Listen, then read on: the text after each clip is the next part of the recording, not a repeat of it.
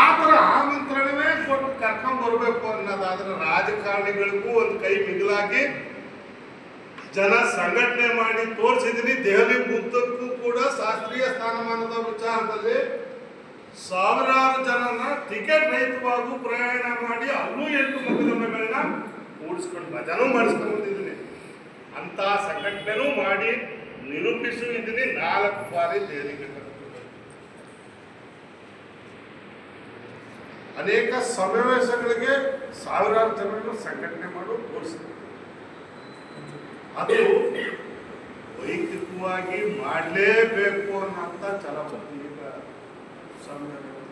ನಿರಂತರವಾಗಿ NTM ಶಾಲೆ ಹೋರಾಟ ಎಲ್ಲ ಕೈ ಬಿಟ್ಟು ಚೆಲ್ಲಿದ್ರು ಅದನ್ನ ಕೈ ಹಿಡಿದು ಕೊನೆ ಹಂತಕ್ಕಂಟ ಅದು ಕೊನೆ ಕಾಣಿಸಕ್ಕಾಗಿಲ್ಲ. ಆದ್ರೆ ನೋವಿದೆ. ಆದರೆ ಒಂದಷ್ಟು ಜನ ದೊಡ್ಡ ದೊಡ್ಡ ಮಾನೀಯರೇ ವಂಚಕರಾದರು ಅನ್ನೋಂಥ ನೋವು. ಆದರೆ ಅದನ್ನು ಸಾರ್ವಜನಿಕಗೊಳಿಸಲೇಬೇಕು ಅನ್ನೋಂಥ ಕಾರಣಕ್ಕೋಸ್ಕರ ಅದನ್ನು ನಿರಂತರವಾಗಿ ರಥನ ಎಳ್ಕೊಂಡೇ ಹೋದೆ.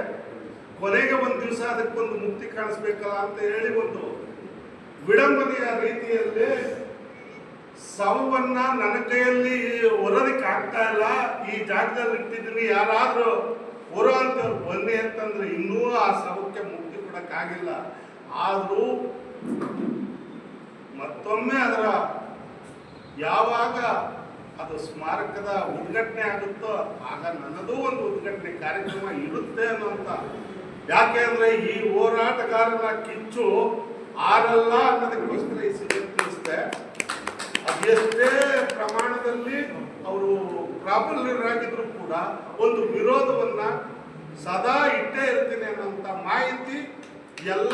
ಅದು ಎಷ್ಟೇ ದೊಡ್ಡ ಮಠ ಆಗಿದ್ರು ಕೂಡ ಅದು ವಿರೋಧ ಇದ್ದೇ ಇರುತ್ತೆ ಅನ್ನೋದನ್ನ ರೂಪಿಸ್ತಾನೆ ಇರ್ತೀನಿ. ಮಾತಾಡೋದು